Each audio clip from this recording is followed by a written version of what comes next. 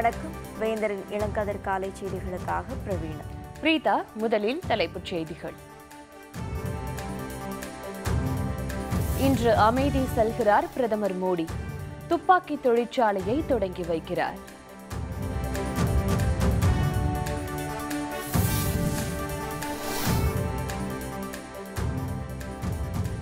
பாகிஸ்தான் ராணுவம் மனரீதியில் துன்புறுத்தியது. நாடு திரும்பிய விமானி அபிநந்தன் அதிர்ச்சி தகவல்.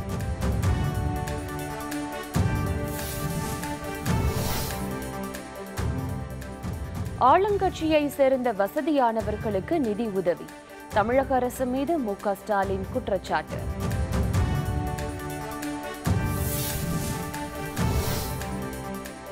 திமுக கூட்டணியில் தொகுதி பங்கீடு. விசிக, மதிமுக கட்சிகள் இன்று உடன்பாடு.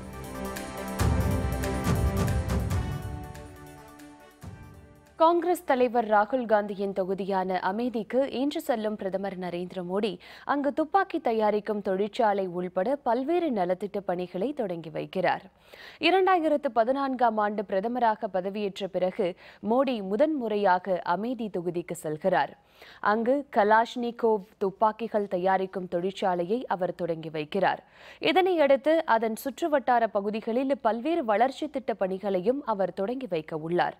அதனைத் தொடர்ந்து அமேதி மற்றும் அதன் சுற்றுவட்டார பகுதிகளில் மின் உற்பத்தி, கல்வி, சுகாதாரம், உற்பத்தி துறைகள் சார்ந்தும் பல்வேறு திட்டங்களை பிரதமர் மோடி தொடங்கி வைக்கிறார். பின்னர் கவ்ஹாரில் நடைபெறும் பொதுக்கூட்டத்தில் கலந்து கொண்டு அவர் உரையாற்ற இருக்கிறார். பிரதமர் மோடியின் வருகையை ஒட்டி அமேதியில் முன்னேற்பாடுகள் தீவிரமாக மேற்கொள்ளப்பட்டுள்ளன.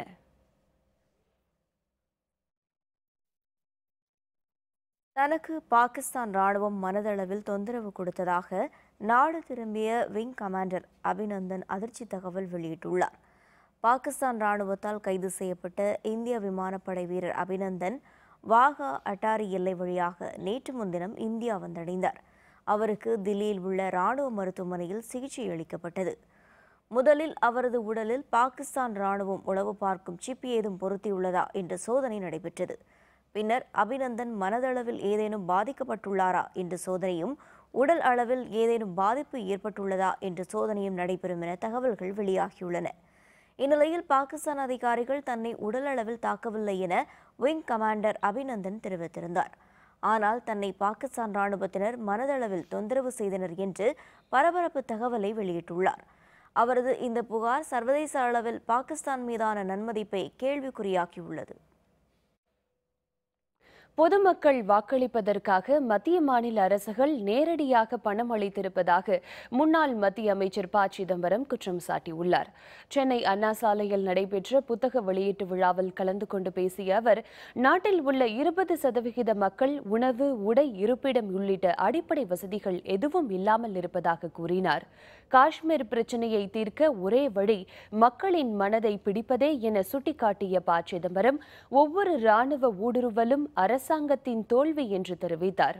பொதுமக்கள் வாக்களிக்க மத்திய அரசு 6000 ரூபாயும் மாநில அரசு 2000 ரூபாயும் நேரடியாக அளிப்பதாகவும் அவர் குற்றம் சாட்டினார். Mr. Edappadi Palaniswamy has given 2000 rupees to 60 lakh voters. The central government is giving 2000 rupees. They say they will give it eventually. They've given it to 1 crore. They say they will eventually give it to 12 crore people. It's a straight cash for votes. Now, if you accept it, you are accepting a bribe. But that doesn't mean an unwitting bribe taker has to keep his side of the bargain. தெரியாம கையில கையூட்டு கடிச்சா கூட பிரதிபலன் செய்யணும்னு கட்டாயம் கிடையாது. நீங்க என்ன பண்றீங்க? நீங்க வீட்டில் இருக்கீங்க, அவர் கொண்டாந்து போட்டுட்டு போறாரு 2000 ரூபா. 2000 ரூபா போட்டு போனா 2000 ரூபா போட்டாங்கன்னு நினைச்சுக்கோங்க. அதுக்காக பிரதிபலன் செய்யணும்னு மட்டும் நினைக்காதீங்க. ஏழைகளுக்கு அறிவிக்கப்பட்ட 2000 ரூபாய் பணம் ஆளும் கட்சிக்கு எதிரான வசதியானவர்களுக்கு வழங்கப்படுவதாக திமுக தலைவர் மு.க. ஸ்டாலின் குற்றம் சாட்டியுள்ளார். இதுகுறித்து தனது ட்விட்டர் பக்கத்தில் பதிவிட்டுள்ள அவர், 4 லட்சம் கோடி ரூபாய் கடன் சுமையில் தத்தளிக்கும் நிலையில் ஏழை குடும்பங்களுக்கு 2000 கோடி அறிவித்துள்ளதாக குறிப்பிட்டுள்ளார். ஆனால் பயன்பெறுவதோ ஆளும் கட்சிக்கு ஆதரவான வசதியானவர்கள் என்றும் இந்த விதிமீறல்கள் ஆதாரத்தோடு வெளிவருவதாகவும் அவர் தெரிவித்துள்ளார். ஆளுங்கட்சிக்காரர்கள் பையை நிரப்ப ஏழை மக்கள் வயிற்றில் அடிப்பதா என்றும் ஸ்டாலின் கேள்வி எழுப்பியுள்ளார். திமுக ஆட்சியில் திமுகவினர் மட்டுமே லாபம் அடைந்து வந்ததாக அதிமுக எம்பி தம்பிதுரை குற்றம் சாட்டியுள்ளார். கரூரில் நடைபெற்ற நிகழ்ச்சி ஒன்றில் கலந்து கொண்டு பேசிய அவர், மக்களுக்கு தேவையான அனைத்து திட்டங்களையும் மத்திய மாநில அரசுகள் இணைந்து செயல்படுத்தி வருவதாக தெரிவித்தார். மறைந்த முன்னாள் முதலமைச்சர் ஜெயலலிதாவால் பயனடைந்தவர்கள் தற்பொழுது அவருடைய கட்சியையே குறை கூறுவதாக தம்பிதுரை குறிப்பிட்டார். மக்களவைத் தேர்தல் நெருங்கி வருவதால் ஒரு சில எதிர்க்கட்சிகள் மக்களை ஓரிரு நாட்களில் சந்திப்பார்கள் என்றும் அவர் விமர்சித்தார். மோடி அரசானது 5 ஏக்கர் அக்கறை இருக்கிறவங்களுக்கெல்லாம் 6000 ரூபாய் கணக்கில் போடுறாங்க. இப்போ 2000 ரூபாய் கணக்கு வந்து சேர்ந்துடுச்சு நிறைய பேருக்கு. 5 ஏக்கரை குறை இருக்கிறவங்களுக்கெல்லாம் அந்த மாதிரி ஒரு திட்டம் கொடுத்து மோடி அரசு அறிவிச்சார். ரெண்டாவது, இந்த அரசு நம்முடைய அரசு தான் இருக்குது. யார் இருந்தாலும் யாரு ஜெயிச்சாலும் நம்முடைய கட்சி ரெட்டையில ஜெயிச்சாதான் உங்களுக்கு இந்த திட்டம் எல்லாம் சரியான முறையில் வருமே தவிர 100 நாள் 150 நாள் பொங்கலுக்கு கொடுத்த மாதிரி பணம். அதே போல இந்த தண்ணி வரணும்னாக்க இந்த அரசு எடுத்த திட்டம் இந்த அரசால் தான் முடியும், ரெட்டையிலால தான் முடியுமே தவிர மற்ற எவராவது சொன்னா நம்பி ஏமாந்துடாதீங்க. முன்னதாக பேசிய போக்குவரத்து துறை அமைச்சர் எம்.ஆர். விஜயபாஸ்கர், ஜெயலலிதாவின் திட்டங்கள் அனைத்தும் முதலமைச்சர் பழனிசாமியின் மூலம் மக்களை சென்றடைந்து வருவதாக தெரிவித்தார். தமிழகத்துடைய முதலமைச்சர் எடப்பாடியார் அவர்கள் தமிழகத்தில் இருக்கக்கூடிய 2 கோடி குடும்ப அட்டைகளுக்கு அனைத்து குடும்ப அட்டைகளுக்கும் 1000 ரூபாய் என்று அள்ளி கொடுத்து 2000 கோடி ரூபாயை தமிழகத்தில் வாரி கொடுத்த அரசு அம்மாவுடைய அரசு. அம்மாவர்கள் கொடுத்த திட்டங்கள் மக்கள் மனதில் நீங்காமல் நிறைந்திருக்கின்ற காரணத்தால் தான் ஆளுகின்ற அரசு மீண்டும் அரியணையில் அமர்த்திய பெருமை புரட்சி தலைவி அம்மாவை சாரும்.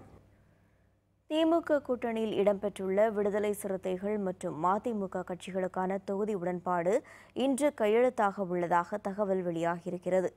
மக்களவைத் தேர்தலுக்கான தேதி இன்னும் சில தினங்களில் அறிவிக்கப்படலாம் என எதிர்பார்க்கப்படுகிறது. இதையொட்டி தமிழகத்தின் பிரதான கட்சிகளான அதிமுக, திமுக தொகுதி பங்கீடு குறித்து கூட்டணி கட்சிகளுடன் இறுதிக்கட்ட பேச்சுவார்த்தை நடத்தி வருகின்றன. தொகுதி பங்கீடு தொடர்பாக இன்று காலை 11 மணிக்கு அறிவாலயத்துக்கு வருமாறு விடுதலை சிறுத்தைகள் கட்சிக்கு திமுக தரப்பில் அதிகாரப்பூர்வமாக அழைப்பு விடுக்கப்பட்டுள்ளது. இதேபோல் மதிமுகவும் தொகுதி பங்கீடு குறித்து திமுகவுடன் பேச்சுவார்த்தை நடத்தி இன்று இறுதி செய்யும் என எதிர்பார்க்கப்படுகிறது. இதனிடையே தொகுதி பங்கீடு தொடர்பாக பேச்சுவார்த்தை நடத்த வருமாறு இந்திய கம்யூனிஸ்ட் மற்றும் மார்க்சிய கம்யூனிஸ்ட் கட்சிகளுக்கும் திமுக தரப்பில் அழைப்பு விடுக்கப்பட்டுள்ளது. ராஞ்சியில் பழங்குடியின மக்களுடன் காங்கிரஸ் தலைவர் ராகுல் காந்தி பாரம்பரிய நடனமாடும் காட்சி இணையதளத்தில் வைரலாகி வருகிறது. நாடாளுமன்ற தேர்தலை முன்னிட்டு ஜார்க்கண்ட் மாநிலம் ராஞ்சியில் ராகுல் காந்தி நேற்று சுற்றுப்பயணம் மேற்கொண்டார். அப்போது அங்குள்ள பழங்குடியின மக்களோடு சேர்ந்து பாரம்பரிய நடனமாடினார். இந்த காட்சி தற்பொழுது இணையதளத்தில் வைரலாகி வருகிறது.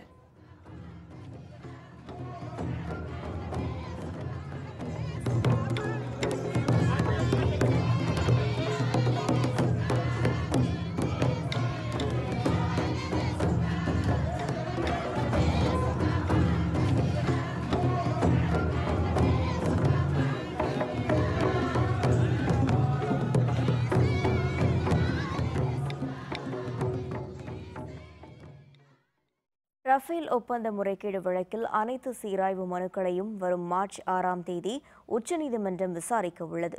ரஃபேல் போர் விமானம் வாங்குவது தொடர்பான ஒப்பந்தத்தில் மத்தியில் உள்ள பாரதிய ஜனதா அரசு மிகப்பெரிய ஊழல் செய்துள்ளதாக காங்கிரஸ் உள்ளிட்ட எதிர்க்கட்சிகள் குற்றம் சாட்டி வருகின்றன. ரஃபேல் விவகாரம் தொடர்பான வழக்கு உச்சநீதிமன்றத்தில் தாக்கல் செய்யப்பட்ட நிலையில் அப்போது தள்ளுபடி செய்யப்பட்டது. பின்னர் மீண்டும் தாக்கல் செய்த மனுவை ஏற்ற உச்சநீதிமன்றம் இந்த வழக்கை மறுவிசாரணை செய்வதற்கு ஒப்புதல் அளித்தது. மேலும் ரஃபேல் தொடர்பாக தவறான தகவல்கள் அளித்த அரசு அதிகாரிகளிடம் விசாரணை மேற்கொள்ளப்படும் என தகவல் வெளியாகியுள்ளது. மகா சிவராத்திரியை முன்னிட்டு அரியலூரில் நாட்டியாஞ்சலி, பொதுமக்கள் ஆர்வமுடன் கண்டு ரசிப்பு. விவரம் விளம்பர இடைவேளைக்கு பிறகு.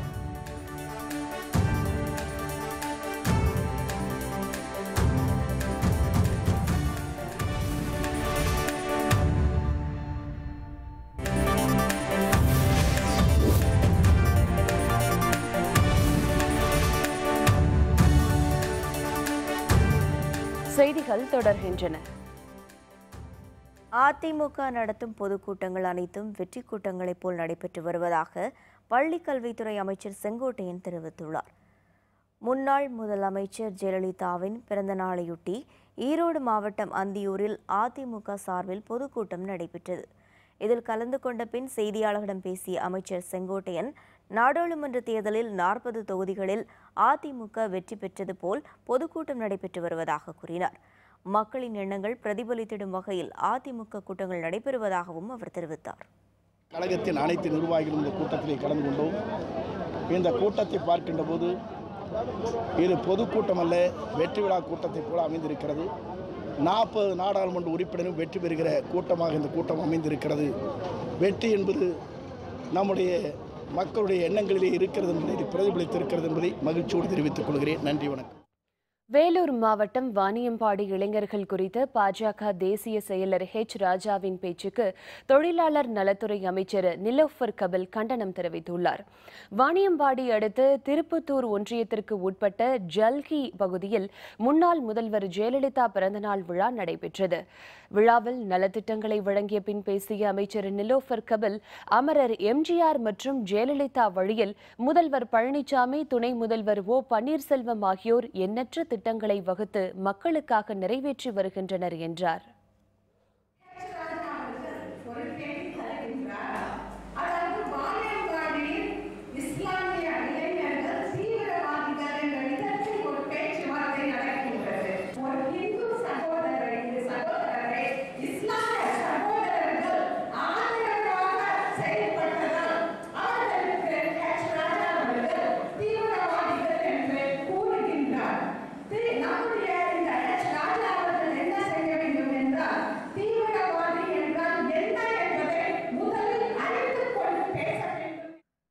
யாரோடு கூட்டணி வைக்க மாட்டேன் என முன்னாள் முதல்வர் ஜெயலலிதா சொன்னாரோ அவர்களோடு அதிமுகவினர் கூட்டணி வைத்துள்ளதாக அம்மா மக்கள் முன்னேற்ற கழக துணை பொதுச் செயலர் டிடிவி தினகரன் குற்றம் சாட்டியுள்ளார். மதுரை விமான நிலையத்தில் செய்தியாளர்களிடம் பேசிய அவர், காவிரி, முல்லை பெரியாறு, மீத்தேன் மற்றும் மீனவர்கள் விவகாரம் உள்ளிட்ட எந்த மக்கள் பிரச்சனையையும் மத்திய அரசு தீர்த்து வைக்கவில்லை என்றார். முன்னாள் முதல்வர் ஜெயலலிதாவுக்கு மணிமண்டபம் கட்டக்கூடாது என சொன்னவர்களுடன் அதிமுக கூட்டணி வைத்துள்ளதாக விமர்சனம் செய்தார்.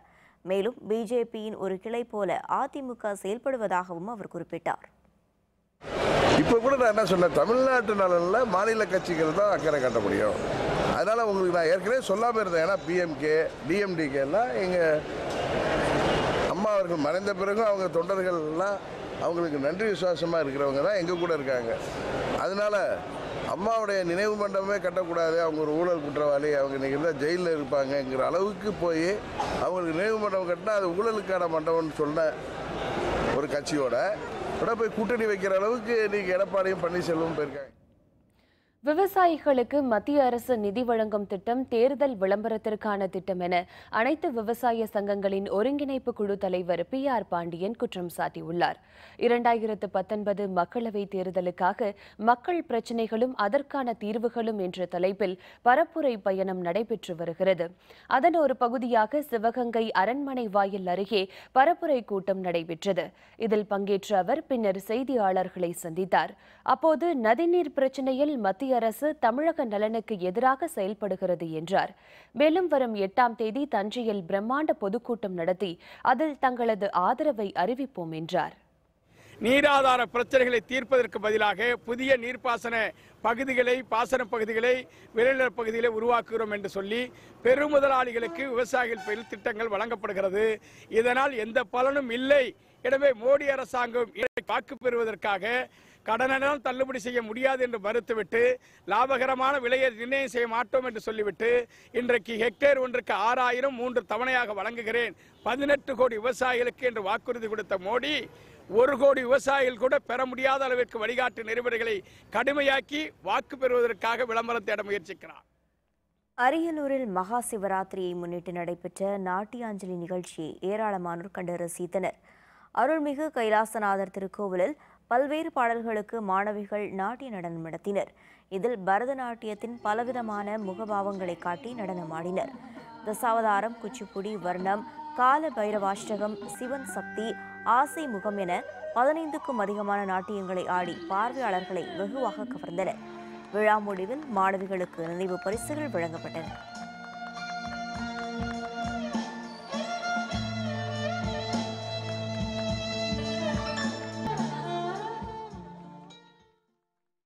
டெல்டாவை அழிக்கும் மீத்தேன் மற்றும் ஹைட்ரோ கார்பன் திட்டங்களை ரத்து செய்ய வேண்டும் என்பது உள்ளிட்ட பல்வேறு கோரிக்கைகளை வலியுறுத்தி தஞ்சையில் விவசாயிகள் பேரணி நடத்தினர். காவிரி பாசன பகுதியை பாதுகாக்கப்பட்ட வேளாண் மண்டலம் பகுதியாக அறிவிக்க வேண்டும் என வலியுறுத்தி தஞ்சையில் பேரணி நடைபெற்றது. இதில் சுற்றுப்புற பகுதிகளைச் சேர்ந்த ஏராளமான விவசாயிகள் மற்றும் பொதுமக்கள் கலந்து கொண்டு தங்களது கோரிக்கைகள் குறித்து கண்டன முழக்கங்களை எழுப்பினர். இதனைத் தொடர்ந்து கண்டன பொதுக்கூட்டமும் நடைபெற்றது.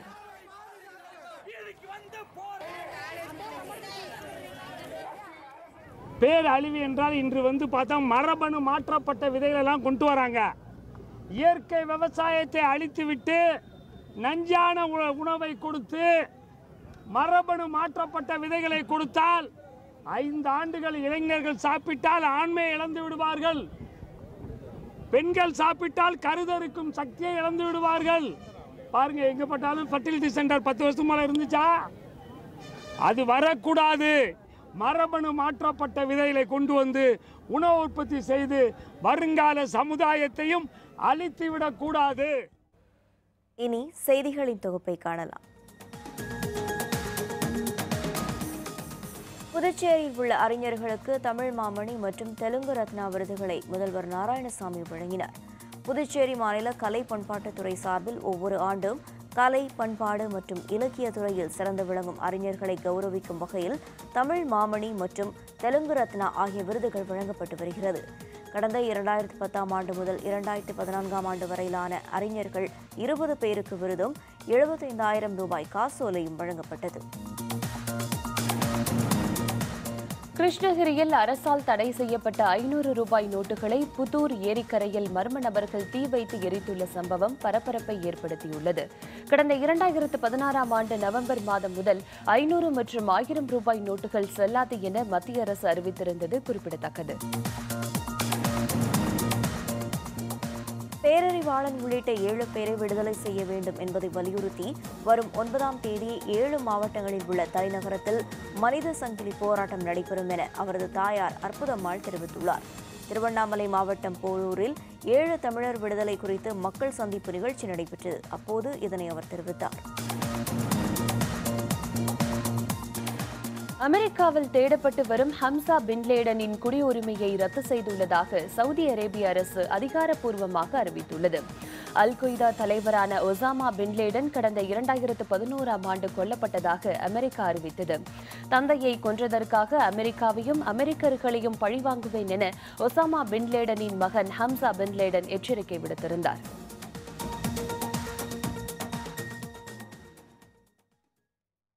ஆஸ்திரேலியாவுக்கு எதிரான முதல் ஒருநாள் கிரிக்கெட் போட்டி 6 விக்கெட்டுகள் வித்தியாசத்தில் இந்தியா அசத்தல் வெற்றி.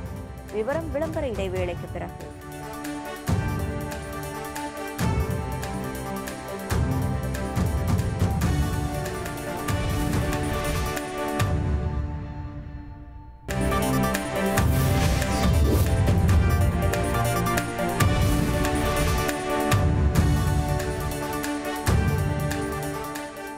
செய்திகள் தொடர்கின்றன. இனி விளையாட்டுச் செய்திகள்.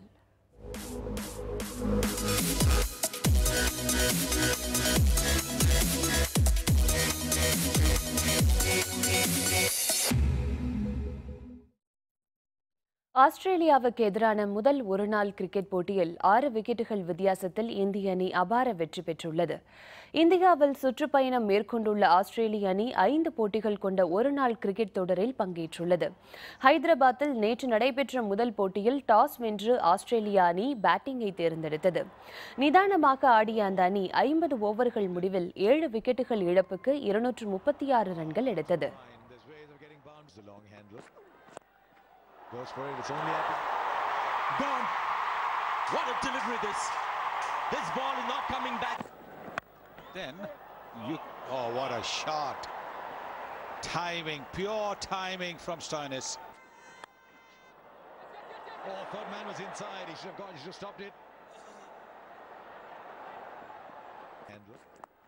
இதனை அடுத்து 237 ரன்கள் எடுத்தால் வெற்றி என்ற இலக்குடன் களமிறங்கிய இந்திய அணி வீரர்கள் முதலில் தடுமாறினர். பின்னர் விக்கெட் கீப்பர் தோனியும் கேதர் ஜாதவும் இணைந்து அதிரடியாக விளையாடி ரன்களை குவித்தனர்.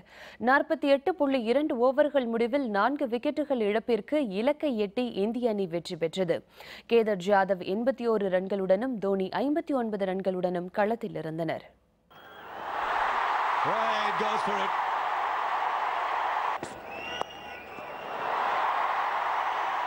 Fine enough for four. Oh, smart piece of work. Glorious, absolute. Oh my word. Over the top. The winning runs have been scored. Yes, with all the fielders inside the 30-yard circle, that shot was always going to be on. And Dhoni wasn't going to miss out on the opportunity. Stoinis of...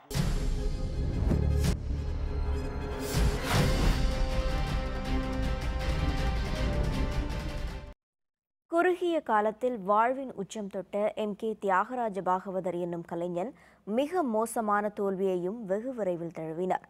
தொட்டதெல்லாம் வெற்றி என்ற நிலை மாறி தொட்டதெல்லாம் தோல்வி என்ற நிலைக்கு தள்ளப்பட்டார். MKT அவர்களின் சோகமயமான இறுதி காலம் குறித்து இன்றைய பதிவில் காண்போம். தமிழ் திரையுலகில் MGR, SSR, NSK என 3 எழுத்தில் புகழ்பெற்ற நடிகர்களுக்கெல்லாம் முன்னோடியாக திகழ்ந்தவர் ஒருவர் இருக்கிறார். தமிழ் திரையுலகின் முதல் கனவு நாயகன் MK தியாகராஜ பாகவதர் தான் அவர். அவரை சுருக்கமாக MKT என அன்புடன் அழைத்தனர் ரசிகர்கள். மாயவரம் கிருஷ்ணமூர்த்தி தியாகராஜ பாகவதர் என்ற பெயரே சுருக்கமாக MKT என்று அழைக்கப்பட்டது. பாகவதர் என்ற சொல்லுக்கு இசைப்புலவர் என்ற பொதுவான பெயர் இருந்தாலும் தமிழ்நாட்டில் அந்த சொல் குறிப்பாக தியாகராஜ பாகவதரைத்தான் குறிப்பிட்டு வந்தது. ஒரு காலத்தில் திரையுலகின் ஒளியும் ஒளியுமாக விளங்கிய திரு தியாகராஜ பாகவதருக்கு தமிழ் மக்களின் உள்ளத்திலே ஒரு நிரந்தரமான இடம் இருந்தது. இவர் 1910ஆம் ஆண்டு மார்ச் மாதம் 1ஆம் தேதி மாயவரத்தில் விஸ்வகர்மா குடும்பத்தில் பிறந்தார். இவரது பெற்றோர் மாயவரம் கிருஷ்ணமூர்த்தி, மாணிக்கத்தம்மாள். தமிழ் திரைப்படத்துறையின் மிகச்சிறந்த கர்நாடக சங்கீத பாடல்களை பாடிய இவருக்கு ஏழிசை மன்னர் என்ற பெயரும் உண்டு. இவருடன் உடன் பிறந்த சகோதரர்கள் இருவர். ஒருவர் கர்நாடக சங்கீத வித்வானாக திகழ்ந்த MK கோவிந்தராஜ பாகவதர், இன்னொருவர் MK சண்முகம். 1934ஆம் ஆண்டு பவளக்கொடி என்கிற திரைப்படத்தின் வாயிலாக கதாநாயகனாக அறிமுகமாகிய MKT சுமார் 14 தமிழ் திரைப்படங்களில் நடித்துள்ளார். அதில் 6 திரைப்படங்கள் மிகப்பெரிய வெற்றி படங்களாக அமைந்தன. 1944இல் வெளிவந்த இவரது சாதனை திரைப்படமான ஹரிதாஸ் 3 வருடம் சென்னை பிராட்வே திரையரங்கில் ஓடியது. 3 தீபாவளிகளை கண்ட ஒரே இந்திய திரைப்படம் இதுதான்.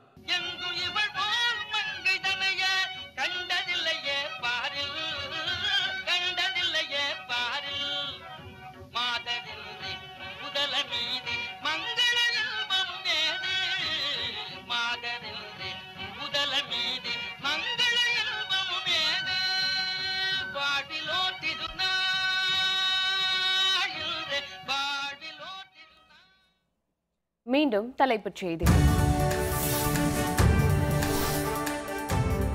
இன்று அமைதி செல்கிறார் பிரதமர் மோடி. துப்பாக்கி தொழிற்சாலையை தொடங்கி வைக்கிறார்.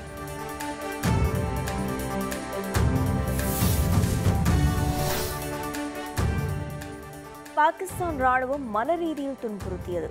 நாடு திரும்பிய விமானி அபிநந்தன் அதிர்ச்சி தகவல்.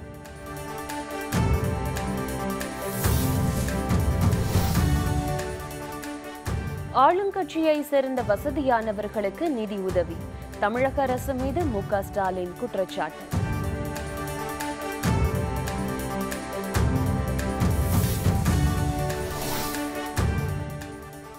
திமுக கூட்டணியில் தொகுதி பங்கீடு. விசிக, மதிமுக கட்சிகள் இன்று உடன்பாடு.